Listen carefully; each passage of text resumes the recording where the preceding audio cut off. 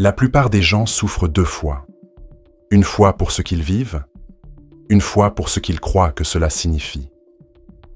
La souffrance, en elle-même, est une expérience intense. Elle peut prendre la forme de perte, de rejet, de frustration, de peur, de solitude, de honte.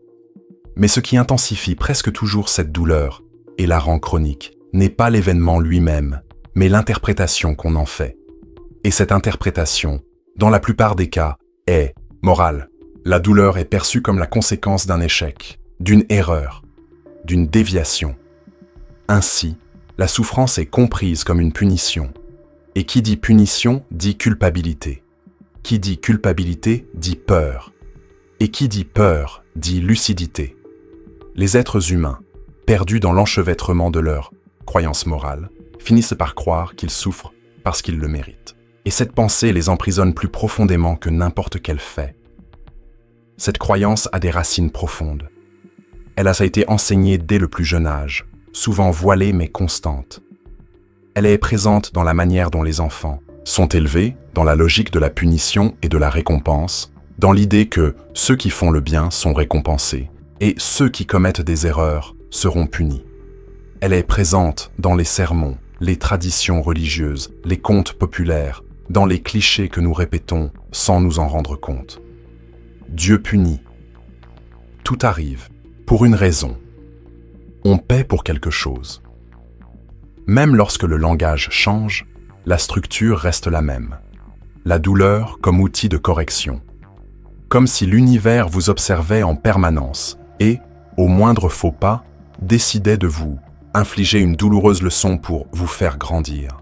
La souffrance devient alors une sorte d'école imposée. Et vous, un élève coupable qui doit accepter tout ce qui arrive sans poser de questions. Mais Spinoza, avec son courage discret, fait ce que peu ont osé faire.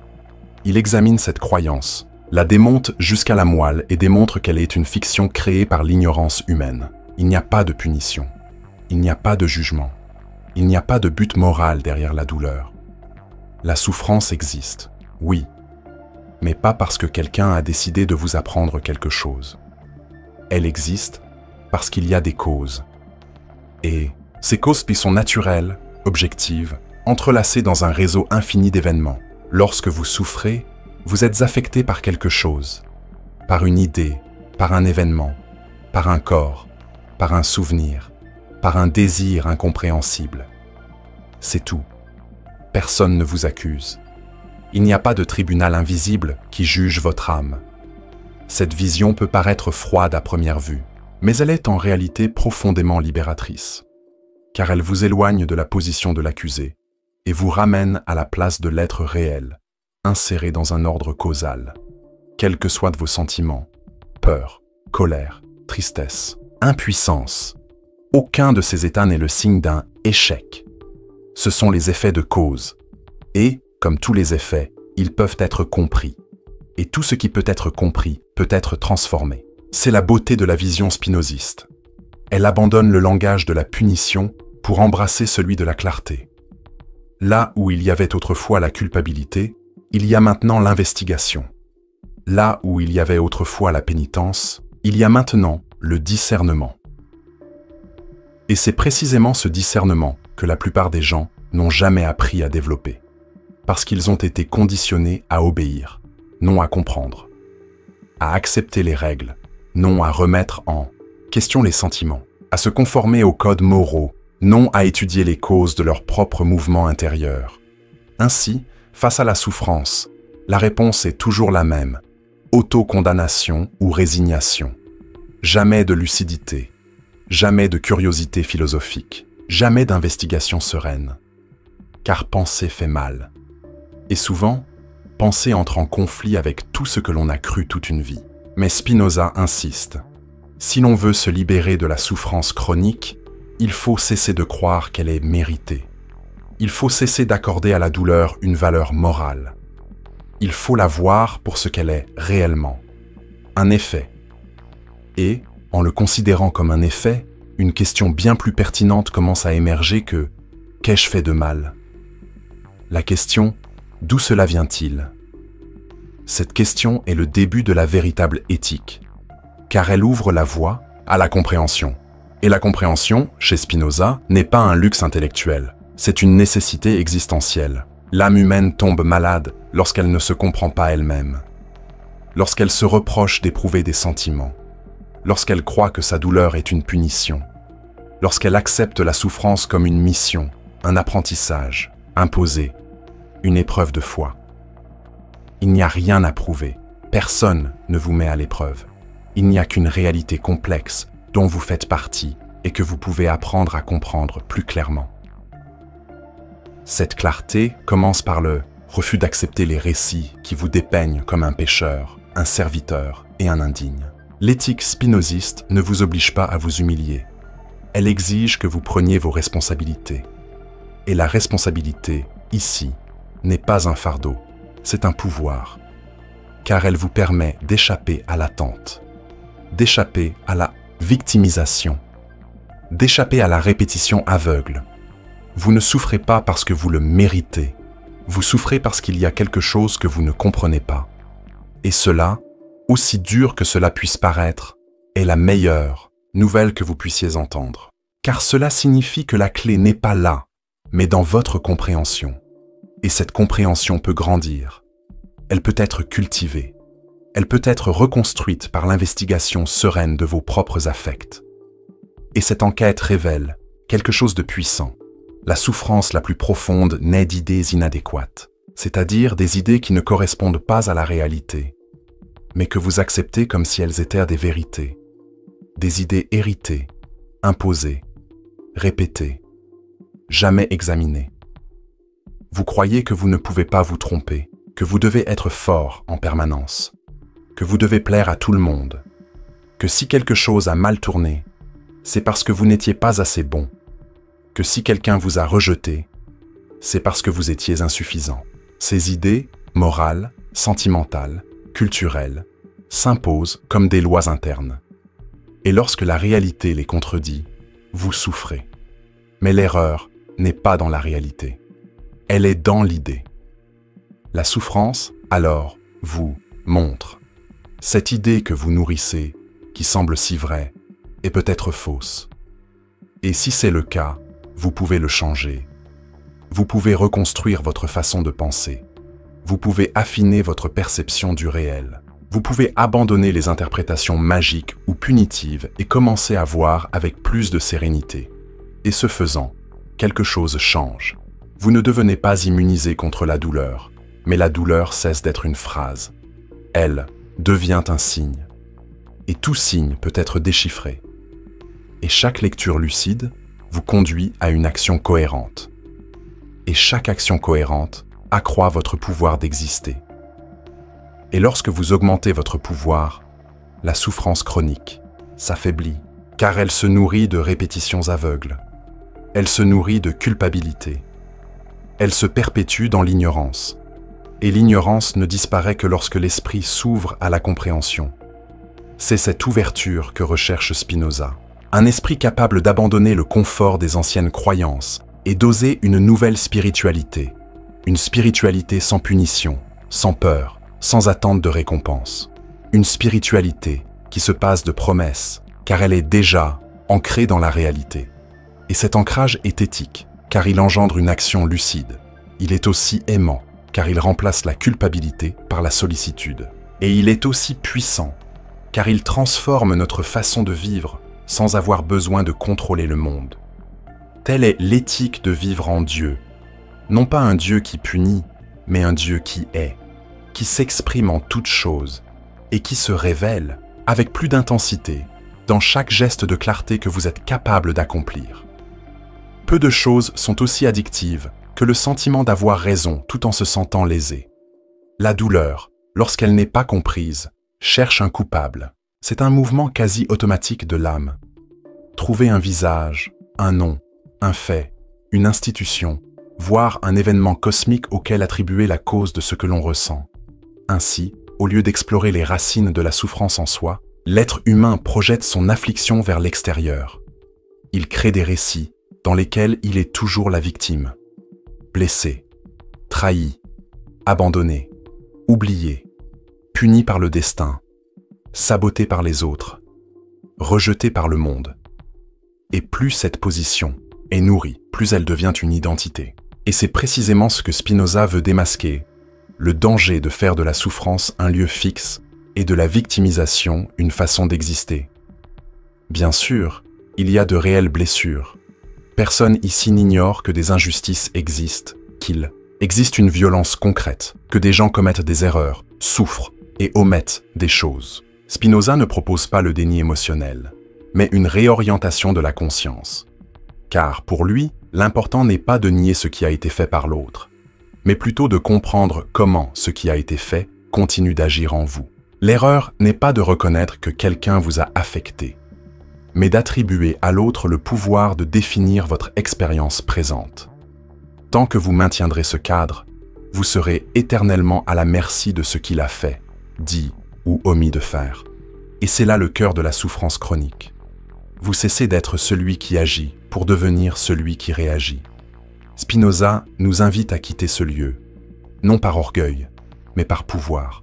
Car tant que l'on se positionne en victime, on peut avoir raison sur les faits, mais on est affaibli intérieurement, car notre récit personnel continuera de tourner autour de l'autre.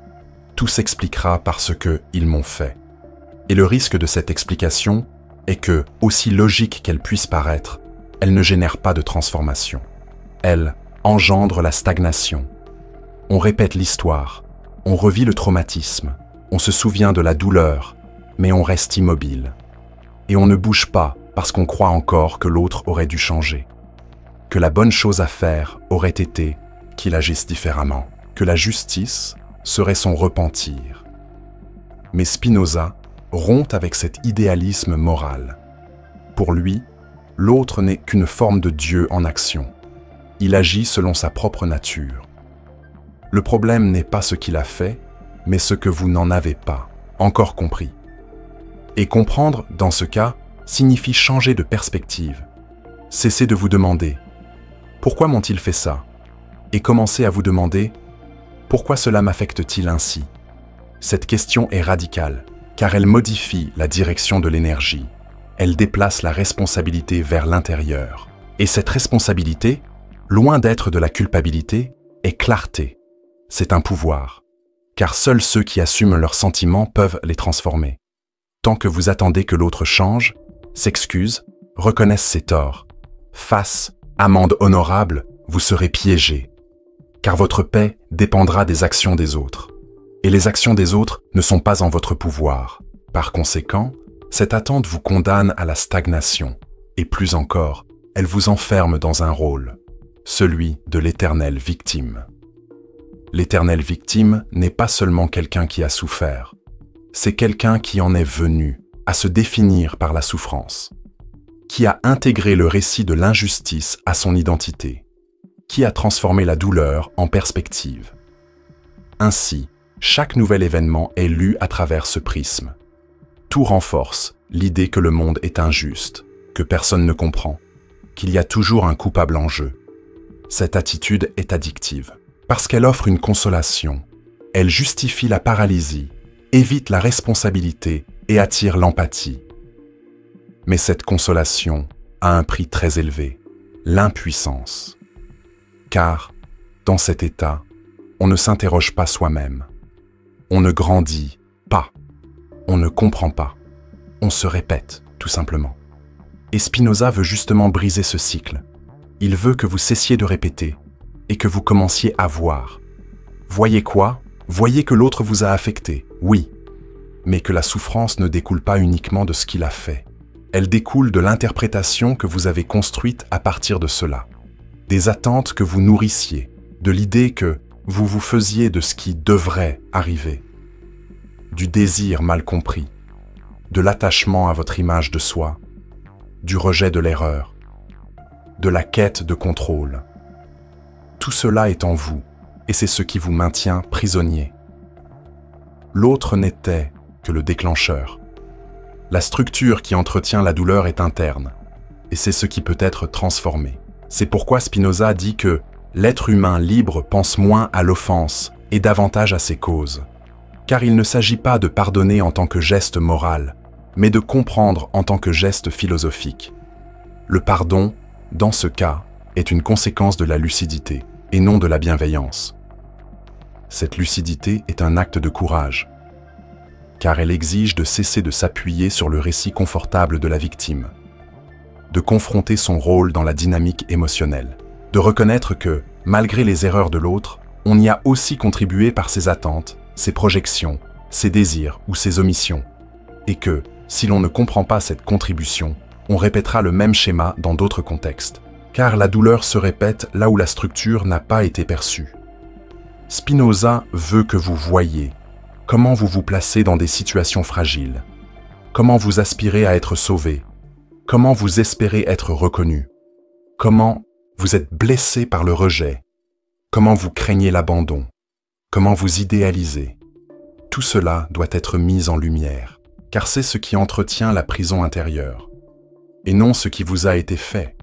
Et cette illumination n'est pas rapide, mais elle est libératrice, car elle vous libère de la dépendance émotionnelle.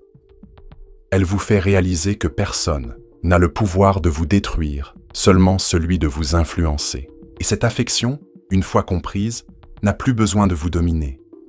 Vous pouvez ressentir, vous pouvez souffrir, vous pouvez reconnaître, mais sans sombrer. Car la douleur, comprise, devient un passage. Et lorsqu'elle n'est pas comprise, elle devient une prison. C'est la différence entre souffrir et être emprisonné par la souffrance. Et cette différence naît de la capacité à observer, honnêtement, comment vous entretenez vous-même la douleur en la pointant toujours vers l'extérieur. Spinoza nous invite à regarder en nous-mêmes, non pas pour nous culpabiliser, mais pour nous libérer. Car c'est en nous que réside le pouvoir de réorganiser l'expérience, de repenser le récit, de dissoudre l'attachement au rôle de victime, de retrouver notre autonomie, de cesser d'être réactif et de commencer à être créatif. Créateur, de nouvelles interprétations, de nouveaux choix, de nouvelles réponses.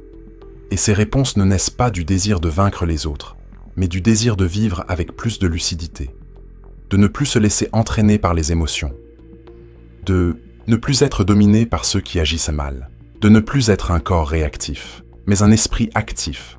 Voilà l'éthique, voilà la liberté, voilà comment vivre à la lumière de la raison. Et cette vie ne requiert aucun jugement. Elle ne vous oblige pas à vous considérer comme fort, éclairé. Elle exige simplement que vous soyez prêt à sortir du récit dans lequel vous êtes coincé, à comprendre que ce qui vous fait mal n'est pas seulement ce qui s'est passé, mais la façon dont vous vous organisez face à ce qui s'est passé, et que cette façon de faire peut changer, elle peut évoluer, elle peut être purifiée, et que, lorsque cette purification se produit, l'autre perd le pouvoir qu'il avait sur vous, parce que vous ne dépendez plus du changement des autres pour avancer. Vous avancez parce que vous avez compris, parce que vous avez vu les causes, parce que vous avez compris la dynamique, parce que vous avez agi avec lucidité. Et à cet instant, quelque chose change profondément. Vous n'avez plus besoin de pointer du doigt, car vous savez que la seule véritable issue est la compréhension. Et la compréhension, aussi exigeante soit-elle, est le seul chemin qui vous ramène à vous-même. Il existe un désir silencieux qui habite presque chaque être humain, le désir d'être compris, d'être vu, reconnu, accueilli, sans avoir à se surexpliquer, sans avoir à justifier chaque geste ou chaque douleur. Ce besoin, bien que naturel dans une certaine mesure, devient une prison lorsqu'il devient une condition, lorsque le bien-être personnel dépend de la réaction des autres, de leur attention, de réponses émotionnelles externes. C'est ainsi que s'installe la privation émotionnelle, telle une soif de compréhension inassouvie, car elle repose sur une illusion subtile et persistante, l'idée que le monde devrait nous comprendre, que les autres devraient me percevoir ce que nous ressentons, que l'empathie des autres est un droit que nous avons. Et c'est contre ce piège que Spinoza nous met en garde fermement, mais sans jugement. S'attendre à ce que le monde nous comprenne est le terreau fertile des souffrances les plus profondes. Spinoza part d'un principe fondamental et, en même temps, stimulant. Chaque être agit selon les lois de sa propre nature. Cela signifie que les gens n'agissent pas comme nous le voudrions, mais comme ils le peuvent. Ils ne répondent pas à notre désir d'attention par justice ou sensibilité, mais parce qu'ils sont capables de percevoir, de comprendre et d'offrir au moment de leur rencontre. Et cela change tout, car tant que vous croirez que les autres devraient vous comprendre, vous serez constamment frustré, parce que vous projetterez sur les autres un idéal qu'ils ne peuvent ou ne veulent pas atteindre. Et chaque fois que cette attente n'est pas satisfaite, vous vous sentirez rejeté, dévalorisé, oublié. Mais, en vérité, ce qui fait mal, ce n'est pas l'indifférence des autres, c'est l'illusion qu'ils vous doivent de la compréhension. Cette illusion s'installe tôt. Souvent, dès l'enfance, lorsque l'enfant ressent quelque chose d'intense, peur, douleur, solitude, et n'est pas compris par les adultes qui l'entourent, ce manque initial de reconnaissance devient une blessure, et cette blessure cherche à se compenser plus tard. Il la cherche chez un partenaire, un ami, la famille, des collègues, voire des figures d'autorité ou des idoles. Le message silencieux est toujours le même. Quelqu'un, s'il vous plaît, venez me voir. Et c'est précisément pourquoi ce schéma est si difficile à briser, car il a des racines émotionnelles profondes, liées à la construction même du soi.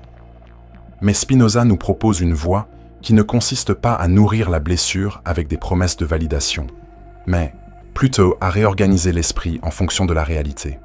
Pour lui, la réalité est simple et non négociable. Les gens ne voient que ce qu'ils sont prêts à voir. Et, la plupart du temps, ils ne sont pas prêts à percevoir la complexité de ce que vous ressentez.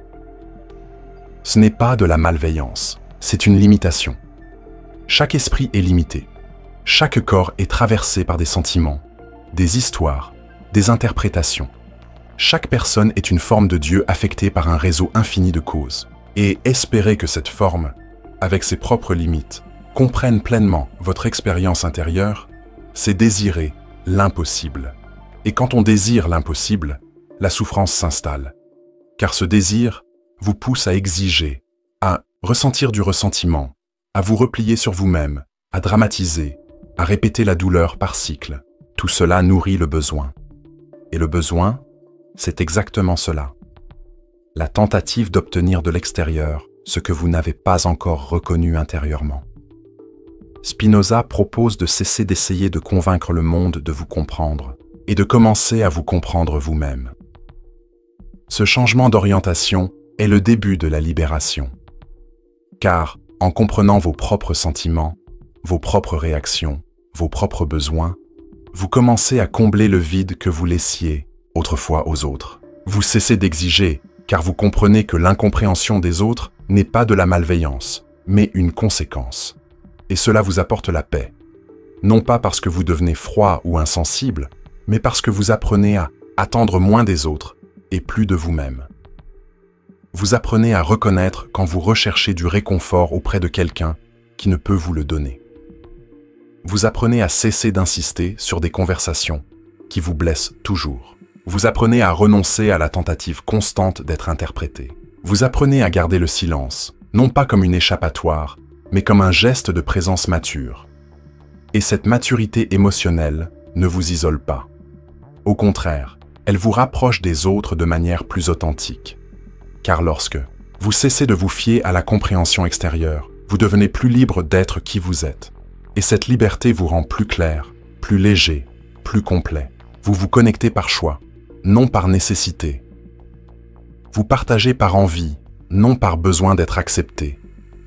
Vous écoutez plus que vous n'exigez. Vous offrez plus que vous n'exigez. Et, paradoxalement, c'est précisément cette liberté qui vous rend plus compris, car la clarté intérieure communique sans effort. Et lorsque vous cessez d'exiger d'être compris, vous commencez à être compris pour qui vous êtes vraiment, et non pour ce que vous implorez d'être vu. Mais pour en arriver là, il faut traverser le terrain le plus inconfortable.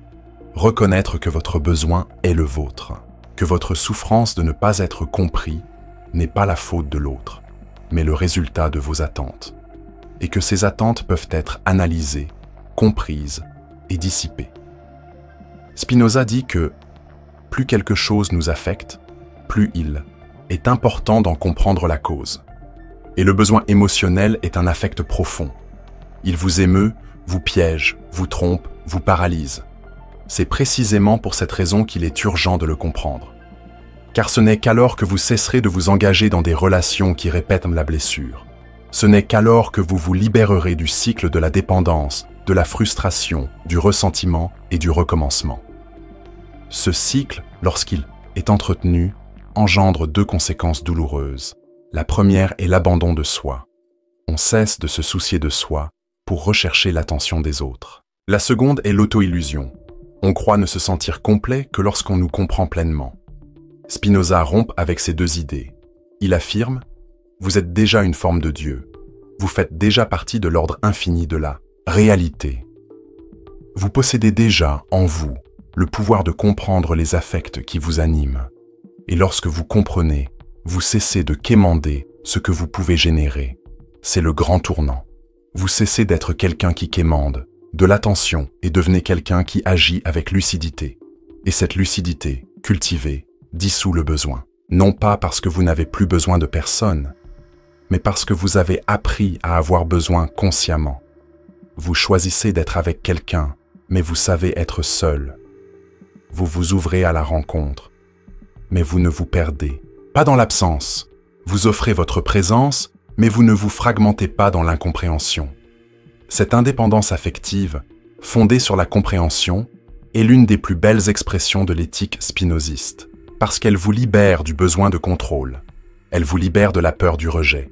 Elle vous libère de l'illusion que l'autre a l'obligation de vous sauver. Personne ne l'a. Et cette vérité, aussi dure qu'elle puisse paraître au premier abord, est le début de la guérison. La guérison qui vient n'est pas l'isolement, c'est le recentrage. C'est une force silencieuse. C'est une façon d'exister où vous devenez le centre de votre propre expérience. Non pas un ego surdimensionné, mais une conscience éveillée.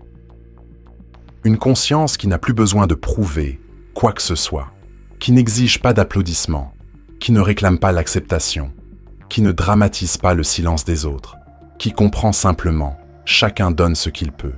Et lorsque l'autre ne peut pas vous donner ce que vous désirez, cela ne dit rien de votre valeur, cela ne révèle que ses limites.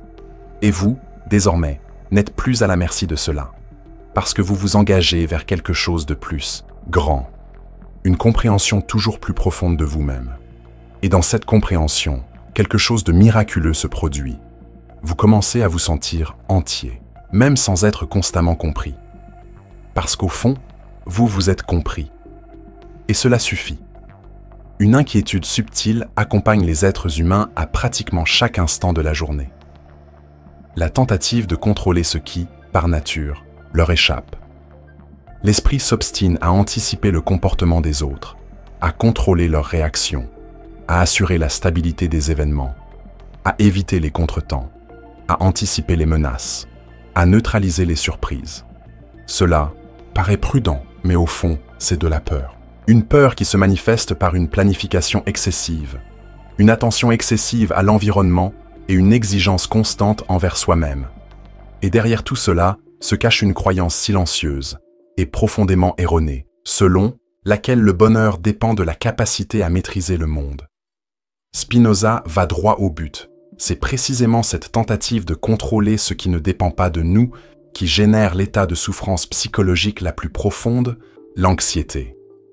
L'anxiété, selon Spinoza, n'est pas seulement un trouble psychologique ou clinique. C'est avant tout la conséquence naturelle d'un mode de pensée déconnecté de la réalité.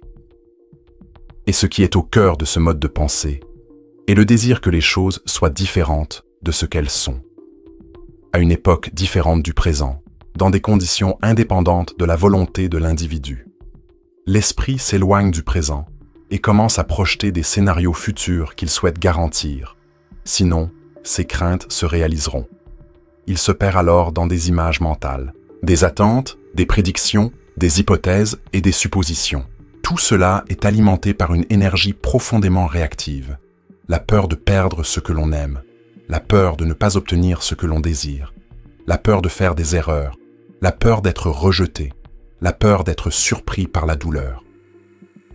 Cet état est alimenté quotidiennement par un bourdonnement constant de « et si » ? Et s'il ne m'aimait pas ? Et si j'échouais ? Et si quelque chose tournait mal ? Et si ça ne se passait pas comme prévu ? Et si j'étais rejeté ? Et si j'étais abandonné ? Cette avalanche de pensées est un appel au contrôle. L'esprit veut prédire pour éviter la souffrance. Mais paradoxalement, à vouloir tout prévoir, il crée un état de tension permanent. La tentative de contrôle génère exactement l'inverse. Une perte de contrôle. Car la réalité n'obéit pas à nos projections. L'autre n'agit pas comme nous le souhaitons. Les résultats ne suivent pas une logique linéaire. Le corps se dégrade. Les mots se perdent. Les relations changent.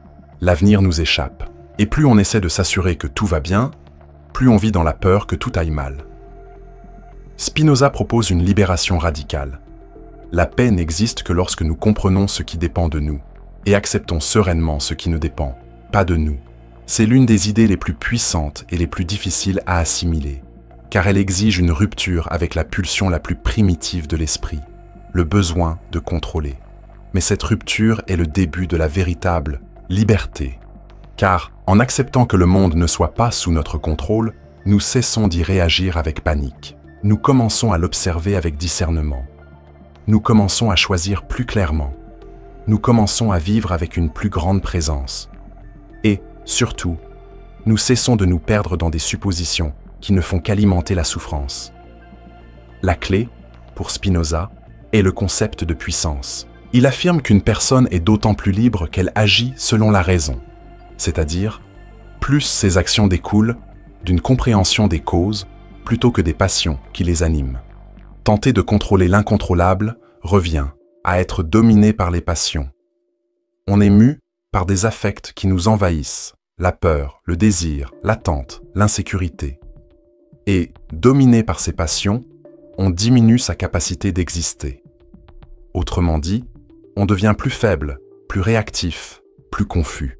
Et plus on est faible, plus on essaye de compenser par le contrôle. Et plus on essaye de contrôler, plus on est frustré. C'est un cercle vicieux. Un cercle vicieux où la peur nourrit le contrôle, et le contrôle nourrit la peur. Rompre ce cycle n'est pas simple, mais c'est possible. Et cela commence par un geste intérieur d'abandon conscient. Non pas un abandon passif qui accepte tout avec résignation, mais un abandon lucide qui distingue clairement ce qui est à portée d'action de ce qui ne l'est pas. Vous ne pouvez pas contrôler les pensées des autres, mais vous pouvez choisir comment réagir à leurs actions. Vous ne pouvez pas garantir que tout se déroulera comme prévu, mais vous pouvez agir avec excellence dans ce qui dépend de vous. Vous ne pouvez pas empêcher le temps de passer, mais vous pouvez le faire vous renforcer au lieu de vous consumer. Cette clarté est libératrice, car elle vous ramène à la réalité, et seule la réalité permet de vivre en paix. L'esprit anxieux vit en conflit avec la réalité.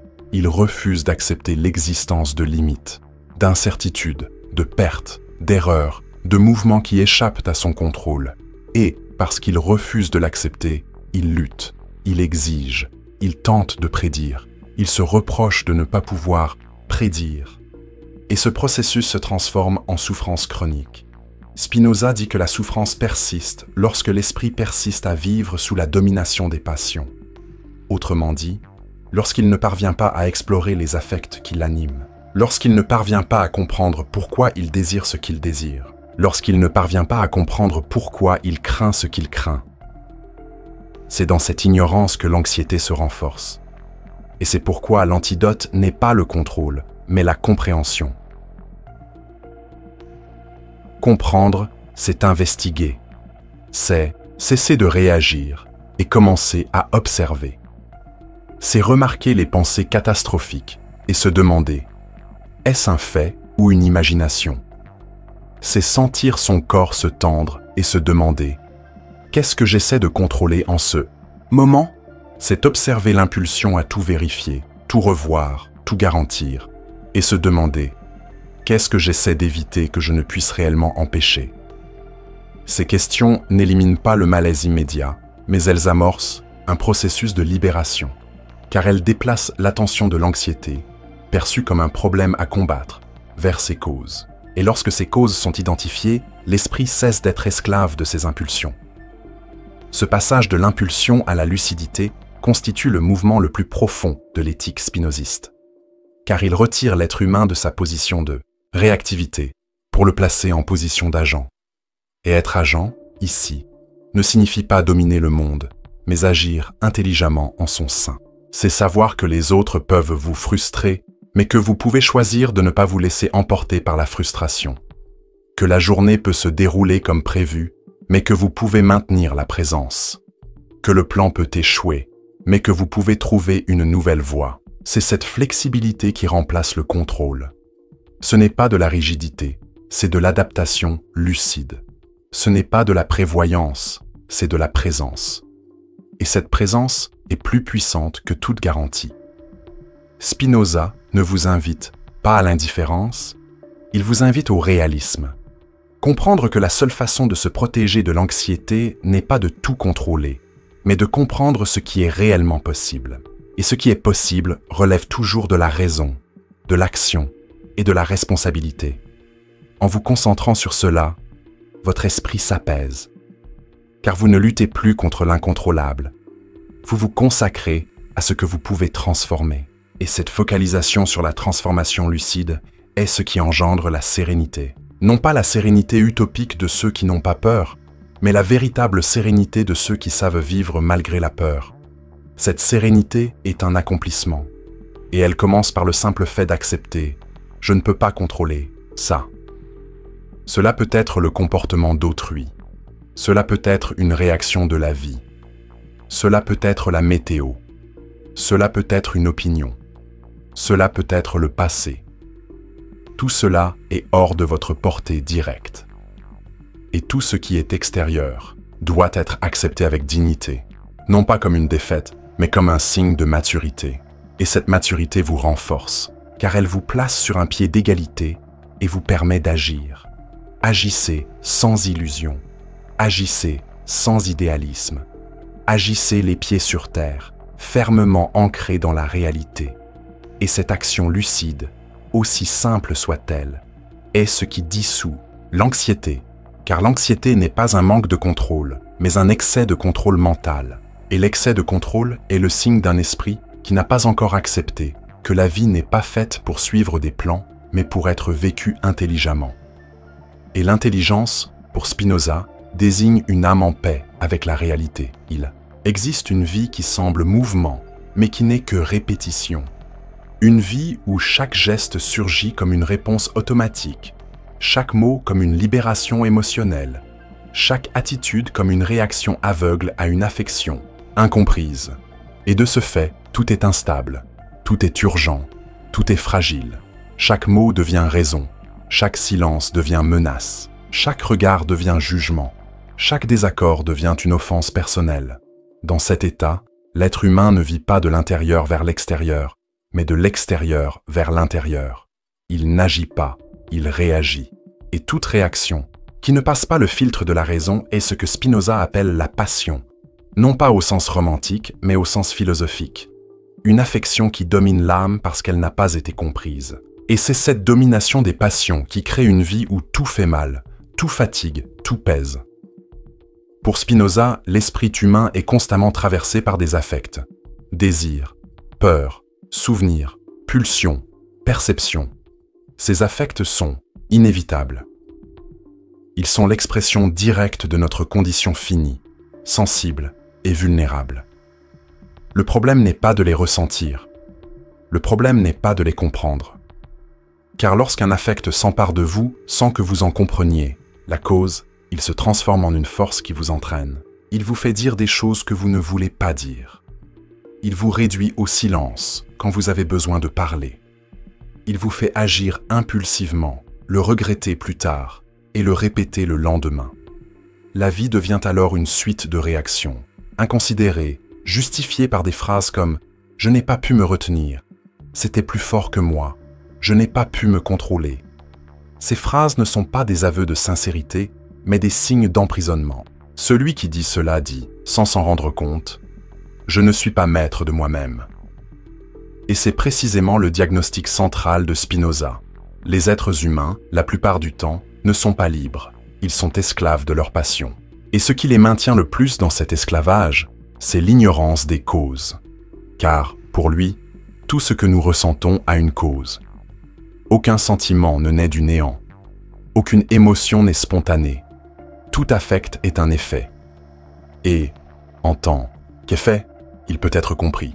Mais pour cela, il faut cesser de réagir un instant et commencer à observer.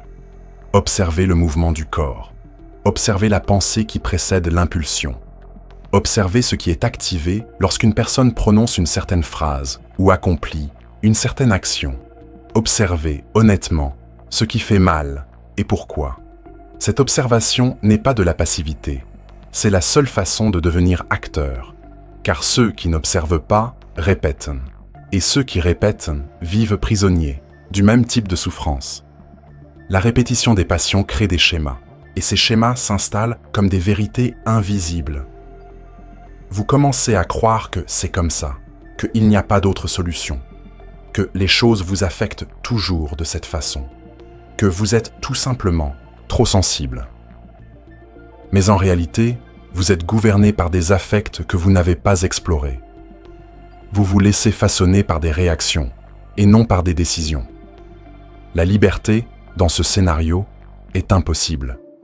Car vous pouvez même penser choisir, mais vous ne faites que réagir. Réagir à une émotion, un souvenir, une croyance inconsciente.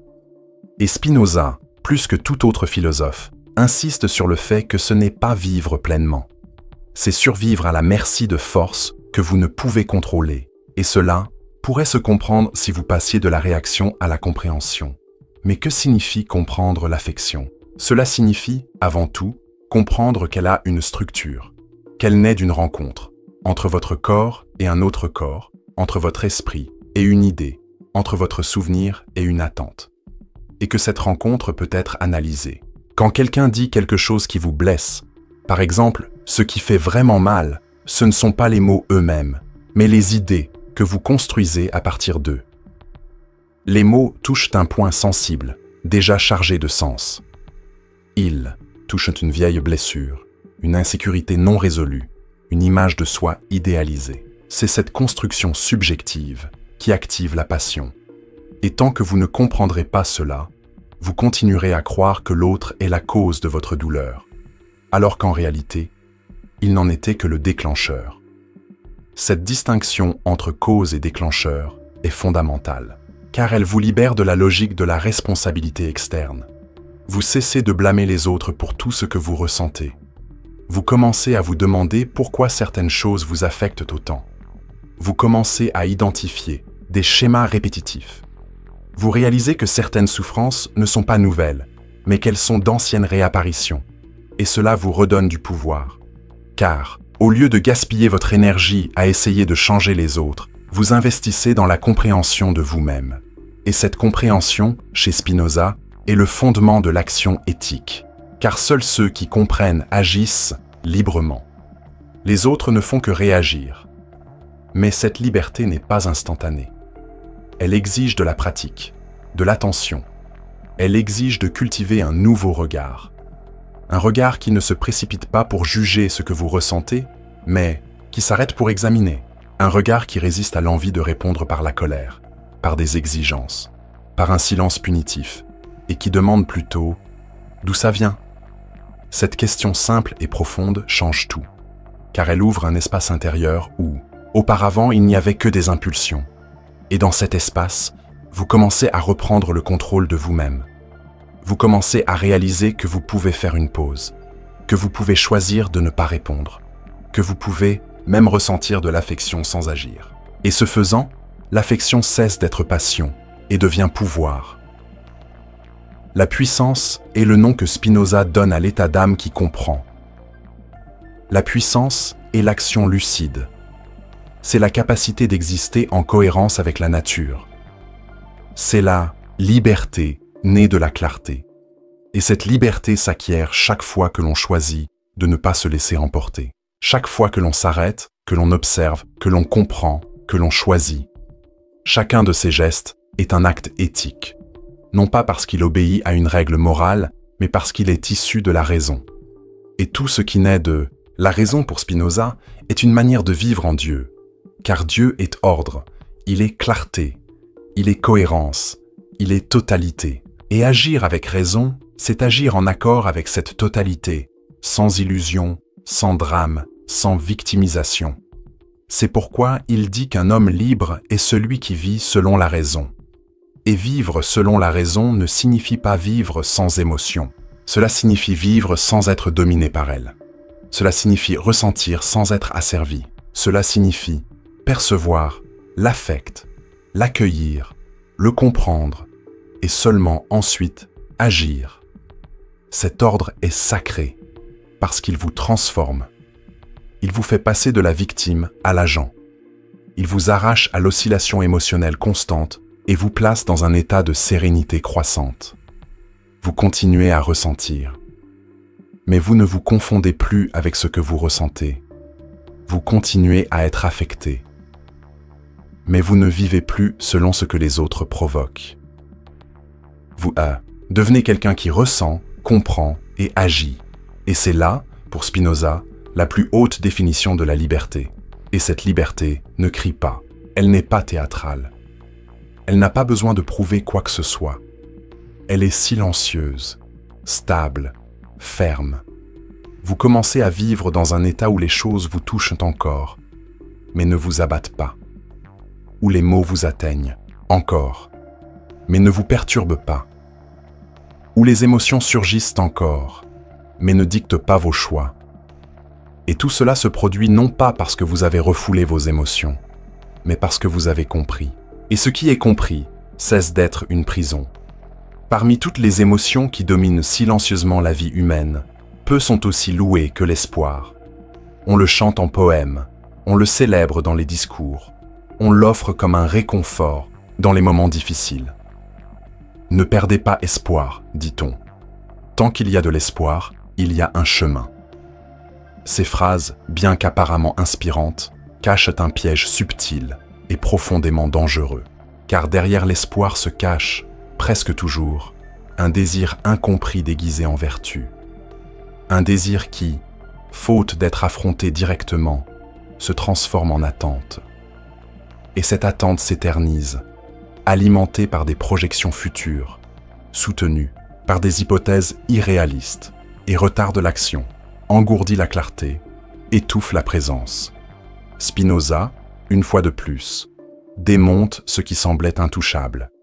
Il affirme précisément « L'espoir et la peur sont les deux faces d'une même médaille.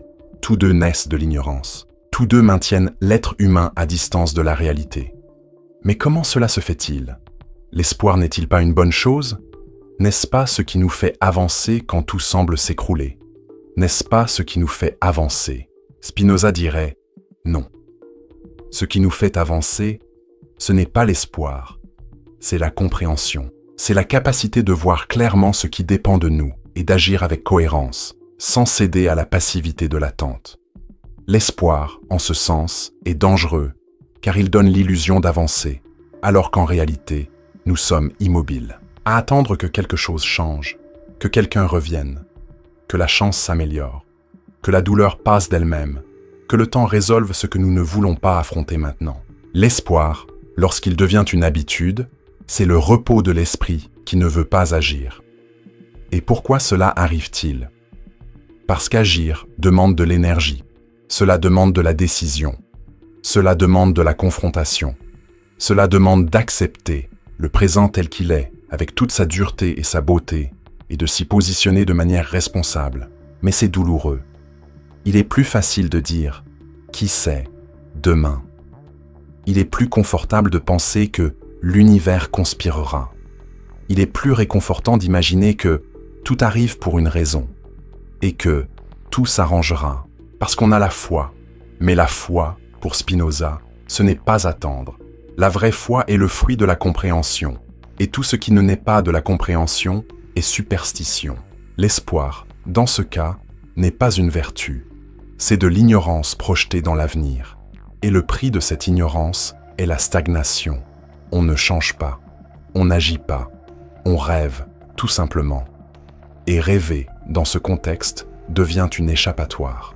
Car plus la réalité est dure, plus l'image d'un avenir idéal paraît douce. On s'y accroche comme à une planche au milieu d'une mer agitée.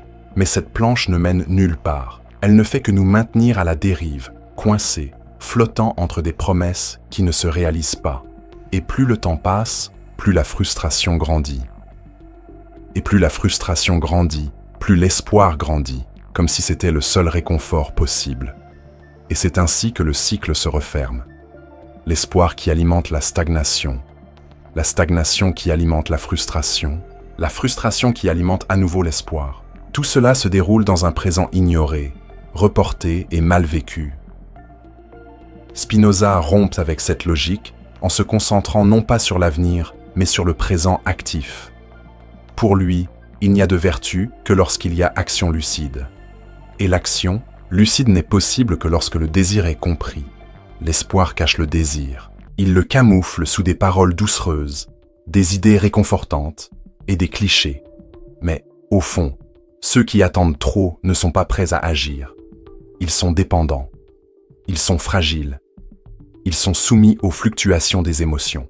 Car l'espoir, comme la peur, naît de l'instabilité. On espère parce qu'on ne sait pas. On craint parce qu'on ne comprend pas.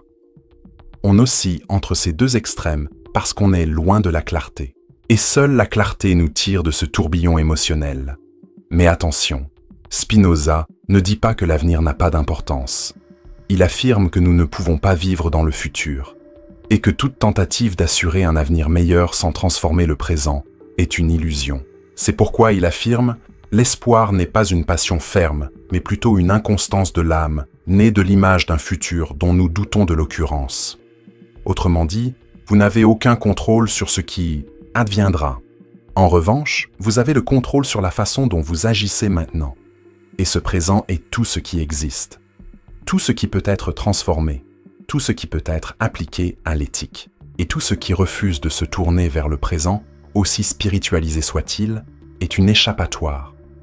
Cette fuite se manifeste dans des phrases que vous avez peut-être répétées. « Quand j'aurai maigri, je serai heureux. Quand il aura changé, tout ira mieux. Quand j'aurai trouvé ce travail, alors. Quand je serai reconnu, j'aurai la paix. » Spinoza appelait cela la servitude, car en projetant sa liberté à distance, on s'emprisonne soi-même maintenant. On se dit, même inconsciemment, je ne peux vivre pleinement tant qu'il n'y a pas d'événement extérieur. Et c'est le contraire de la liberté. Car la liberté, pour lui, est l'état de ceux qui agissent par raison et non par espoir. Agir avec raison, ce n'est pas agir sans émotion. C'est agir avec compréhension. C'est comprendre pourquoi on veut ce qu'on veut. C'est observer ce qui est vraiment à notre portée. C'est couper, fermement et tendrement, tout ce à quoi on s'accroche, simplement par peur d'affronter la réalité. C'est se dire « Voilà ce que j'attends, je pourrais le construire maintenant. » Et si vous n'y parvenez pas, peut-être devriez-vous cesser d'attendre. Cette honnêteté est douloureuse, mais elle est libératrice. Car elle vous redonne du pouvoir. Et chaque fois que vous reprenez le pouvoir d'agir dans le présent, vous tuez l'espoir et l'action renaît. Spinoza ne veut pas que vous viviez sans désir. Il veut que vous désiriez clairement, car le désir lucide est la force qui pousse l'âme vers son plus grand potentiel. Mais le désir aveugle, déguisé en espoir, est ce qui vous fait tourner, en rond. Et ce tourbillon est épuisant, parce qu'il vous donne l'illusion du mouvement, alors qu'en réalité, vous stagnez émotionnellement. Vous attendez que la vie fasse pour vous ce que vous évitez de faire pour vous-même. Vous nourrissez l'idée magique que tout se mettra en place. Et la vie, silencieusement, vous prouve le contraire. Les jours passent, les cycles se répètent, et rien ne change, car l'espoir a remplacé l'action. La proposition de Spinoza est donc aussi exigeante que libératrice. Il invite à s'arrêter, à regarder honnêtement tout ce que l'on attend, à se demander fermement « Pourquoi est-ce que j'attends encore cela ? Qu'est-ce qui m'empêche d'agir maintenant ? Ce désir est-il mien ou est-ce juste un idéal hérité ? Est-ce que j'attends par peur de perdre quelque chose ? Est-ce que j'utilise l'espoir comme excuse pour éviter d'affronter ma lâcheté ? Ces questions blessent, mais ce n'est qu'en les posant et en écoutant courageusement les réponses que quelque chose de réel commence à bouger, non pas dans le futur, mais dans le présent. Et ce présent, vécu de manière responsable, se transforme. Car, soudain, on cesse de s'imaginer vivre et on commence à vivre. on cesse de projeter et on commence à expérimenter. On cesse de demander des signes et on commence à devenir des signes. On cesse de chercher des chemins et on commence à construire le sien, pas à pas, avec cohérence, présence, vérité. Et, à cet instant, quelque chose de silencieux se produit. L'espoir perd son sens. Non pas parce qu'on est devenu sceptique, mais parce qu'on est devenu lucide. Peu de concepts ont été aussi mal interprétés et aussi dangereusement déformés que celui de la foi. Pendant des siècles, la foi a été enseignée comme synonyme de soumission, d'obéissance, de silence face au doute, d'acceptation sans compréhension, de confiance aveugle dans les vérités imposées par les autorités, les traditions ou les écritures. La foi a été façonnée comme un pont entre la peur et la consolation. Croyez, et tout s'arrangera. Ne remettez pas en question, croyez simplement. Acceptez la volonté divine. L'âme humaine, vulnérable face à la souffrance, s'accrochait à ce type de foi comme un naufragé s'accroche à n'importe quel morceau de bois, non pas parce qu'il le sauvera, mais parce que cela lui semble préférable à un naufrage. Et c'est là le danger. Lorsque la foi se substitue à la compréhension, elle cesse d'être une vertu et devient servitude. Et c'est précisément cette inversion que Spinoza démasque avec une précision chirurgicale. Pour lui, la vraie foi n'est pas ce que l'on croit, mais ce que l'on comprend. Déconnectée de la connaissance, la croyance ne renforce pas, elle affaiblit, car elle place l'individu dans une position infantile face à la réalité. Le sujet s'attend à des miracles, des signes, des récompenses ou des punitions. Et, ce faisant, il abandonne son pouvoir d'exister aux mains d'une figure invisible qu'il imagine agir selon les intentions humaines. Mais, comme le montre radicalement Spinoza, Dieu n'agit pas volontairement. Dieu ne décide pas. Dieu ne récompense ni ne punit. Dieu est l'ordre infini de la nature, la totalité des causes, la seule substance de tout ce qui existe. Et, par conséquent, tout ce qui arrive obéit à une logique naturelle, nécessaire et déterminée. Une foi qui ignore cela ne nous rapproche pas de Dieu. Elle nous en éloigne. Car cette foi aveugle pousse les êtres humains à agir par peur, sans comprendre. Ils obéissent, mais ne comprennent pas. Ils suivent les règles, mais n'investissent pas. Ils répètent les mots, mais ne réfléchissent pas. Et cette répétition peut même générer un sentiment temporaire d'appartenance ou de réconfort. Mais il est fragile. Il suffit que la vie brise l'un de ses piliers, une perte, une maladie, une injustice, un effondrement, pour que toute cette foi se désintègre. Car il n'y avait pas de racine, il n'y avait pas de compréhension, il n'y avait pas de structure. C'était juste une foi comme dépendance émotionnelle. Une foi qui semblait une vertu, mais qui n'était qu'un attachement à l'ordre. Et lorsque l'ordre s'effondre, le désespoir prend sa place. Et c'est ce désespoir qui montre que la foi, aveugle, n'était pas du tout une foi, c'était une évasion. Spinoza propose une autre voie, une voie plus difficile, plus exigeante, mais infiniment plus libératrice. Il dit « La vraie foi est le fruit de la raison. C'est la confiance née de la connaissance des causes. C'est la tranquillité de l'âme qui comprend que tout est, en ordre parfait, même lorsque cela échappe à la compréhension immédiate. C'est l'acceptation profonde de la réalité, non comme résignation, mais comme perception claire de la totalité. C'est la conscience que rien n'arrive par hasard et que, par conséquent, la souffrance n'est pas une punition, mais un effet. La perte n'est pas une malédiction, mais une conséquence. La vie n'est pas une épreuve, c'est l'expression d'une logique qui peut être connue, étudiée, comprise. Et plus vous comprenez cette logique, plus votre foi cesse d'être aveugle et devient lucide. Cette lucidité n'a besoin d'aucun intermédiaire, ni de dogme, ni de promesse.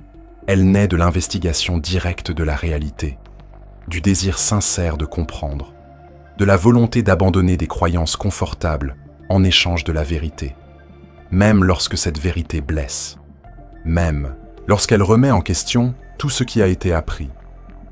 Car c'est la foi qui fortifie, la foi qui va de pair avec la compréhension.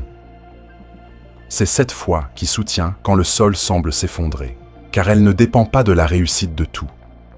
Elle n'exige pas que la réalité se plie aux attentes. Elle fait simplement confiance, non pas parce qu'elle attend quelque chose en retour, mais parce qu'elle comprend le tout dont elle fait partie. Et cette compréhension engendre l'autonomie. Car l'être humain qui comprend la réalité n'a pas besoin d'être commandé. Il agit selon la raison. Il n'a pas besoin de menaces pour faire ce qui est juste.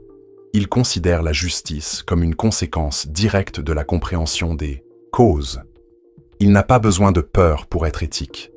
Il voit que l'éthique est la seule voie pour vivre avec puissance. Ainsi, Spinoza inverse tout. Pour lui, l'homme véritablement religieux n'est pas celui qui obéit à des rituels, mais celui qui comprend la nature. Non pas celui qui récite des versets, mais celui qui vit lucidement. Non pas celui qui attend le ciel, mais celui qui agit clairement sur terre. Telle est la religion de la liberté. La religion qui n'impose pas, mais qui éclaire. Qui ne promet pas, mais qui invite. Qui n'infantilise pas, mais qui donne du pouvoir. Cette vision remet profondément en question le modèle traditionnel de la foi. Pour beaucoup, la foi reste synonyme d'abandon inconditionnel à ce qu'ils ne comprennent pas. C'est l'acceptation, le silence et la persévérance. Ainsi, la foi a été utilisée comme instrument de contrôle, social, politique et psychologique. Les institutions ont compris très tôt qu'une population qui croit sans comprendre est plus facile à dominer. C'est contre cela que s'élève Spinoza.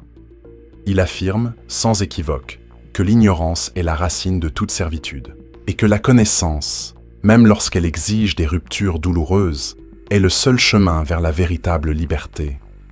Mais cette liberté exige du courage, car la foi rationnelle est solitaire. Elle n'offre pas les mêmes certitudes émotionnelles que la foi dogmatique. Elle ne dit pas « tout s'arrangera », elle dit « tout suivra son cours ». Elle ne dit pas « priez et attendez ». Elle dit « comprenez et agissez ». Elle ne dit pas « soyez obéissants ». Elle dit « soyez lucides ». Et cette lucidité est dérangeante, parce qu'elle nous oblige à sortir du rôle de sujet, parce qu'elle exige la responsabilité, parce qu'elle prive les autres du réconfort de la culpabilité, parce qu'elle nous force à regarder la réalité sans voile. Mais c'est cette lucidité qui fortifie l'âme. Elle engendre la sérénité même au cœur du chaos. Elle maintient l'intégrité quand tout semble incertain. Elle transforme la foi en quelque chose de plus profond que la croyance, en une conscience de l'ordre infini dont nous faisons partie. Spinoza rêvait d'une spiritualité sans superstition, une spiritualité sans promesses creuses, une spiritualité qui ne soit pas un refuge contre l'ignorance, mais un élargissement de la compréhension. Une spiritualité où foi et raison marchent main dans la main, sans s'opposer. Une spiritualité où les êtres humains se perçoivent non pas comme des pécheurs en attente de pardon, mais comme des parties vivantes de la substance divine elle-même, capables de penser, de comprendre et d'agir. Et c'est cette spiritualité qu'il nous offre. Non pas avec des dogmes, non pas avec des recettes, mais avec clarté. Et la clarté, cultivée avec honnêteté, devient la foi la plus solide qui soit. La foi, ce n'est donc pas attendre quelque chose de supérieur pour résoudre ce que l'on évite d'affronter. La foi, c'est la décision de comprendre ce qui nous affecte et d'agir en conséquence avec sérénité et vérité. La foi, c'est savoir que tout ce qui existe obéit à un ordre qui ne requiert aucune intention humaine. Et que plus on comprend cet ordre, moins on a besoin de s'accrocher à des rituels vides, des formules magiques et une obéissance dénuée de sens. La foi, en fin de compte, c'est vivre de telle sorte que sa vie devienne l'expression de la raison que l'on cultive. Et c'est là, pour Spinoza, la plus grande liberté qu'un être humain puisse atteindre.